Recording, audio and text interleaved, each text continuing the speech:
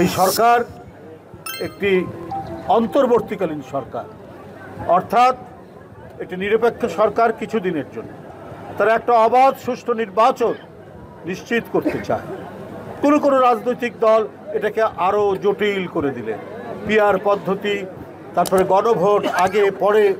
এখন নির্বাচন বিশেষজ্ঞরা বলছেন যে গণভোটের কোনো আইনি ভিত্তি নেই। তো যাই হোক, তারপরেও সব রাজনৈতিক দল প্রত্যেকের যাতে ইনক্লুসিভ সবাই একত্রিতভাবে নির্বাচনে অংশগ্রহণ করে, সব রাজনৈতিক দল মিলে ঠিক আছে গণভোট চাচ্ছেন, তো সেটা গণভোট হোক, ভোটের দিন একসাথে ভোট হবে।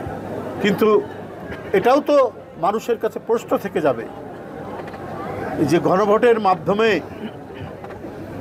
মানে আইনি একটা স্যাংশন ছাড়া আপনি যখন কোনো একটা মানে আইনি কোনো কাজ করতে যাবেন, সেইটার যদি আবার আইনি ভিত্তি না থাকে, তাহলে তো এটা মানে ভবিষ্যতের জন্য সংকট তৈরি করে। এই যে গনি মিয়ার মতো মানুষ আজকে ক্ষুধার্ত, এই ক্ষুধা নিবারণের জন্য বর্তমান সরকার প্রথমেই তো অনেক পদক্ষেপ নেওয়া উচিত ছিল। ডেঙ্গু এবং চিকনগুনিয়া মহামারীর আকারে বিস্তার করেছে, এইটা প্রতিরোধ করার জন্য প্রথমেই তো সরকারের দায়িত্ব নেওয়া দরকার ছিল, রাজনৈতিক দলগুলো কথা বলা দরকার ছিল। মানুষ আহার চায়, মানুষ পেট ভরে খেতে চায়, কমপক্ষে 3 বেলা না হলেও 2 বেলা তো খেতে চায়। মানুষ 5 দিন না খেয়ে থাকবে বাংলাদেশে, এটি তো হতে পারে না।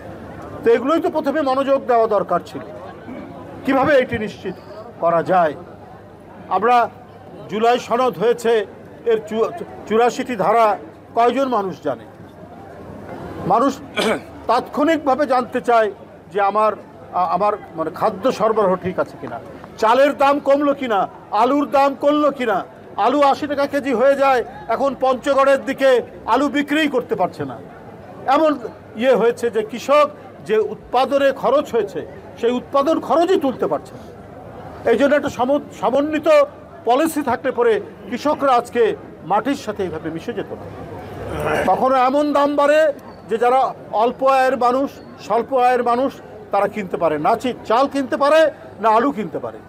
আবার হঠাৎ করে এমন দাম কমে যায় যে কৃষক আবার ধ্বংস হয়ে যাওয়ার উপক্রম হয়। এটাই একটি রাষ্ট্রের সত্যিকারের জনবান্ধব সরকারের একটি নীতি এবং নমুনা, যে তারা কৃষককে বাঁচাবে, শ্রমিককে বাঁচাবে, নিম্ন আয়ের মানুষকে বাঁচাবে, ক্ষুধার্ত মানুষকে বাঁচাবে। এইটাই হচ্ছে সত্যিকার অর্থেই আপনার গণমুখী একটি সরকারের তার বৈশিষ্ট্য। এই ধরনের মানুষের কাছে, গনি মিয়ার মতো মানুষের কাছে আমরা এসেছি, তার সাথে থাকবে এবং বিএনপি থাকবে, বিএনপি পরিবার থাকবে, এবং যে এই পরিবারের যিনি প্রধান পৃষ্ঠপোষক, বিএনপির ভারপ্রাপ্ত চেয়ারম্যান, আজ গণমানুষের নেতা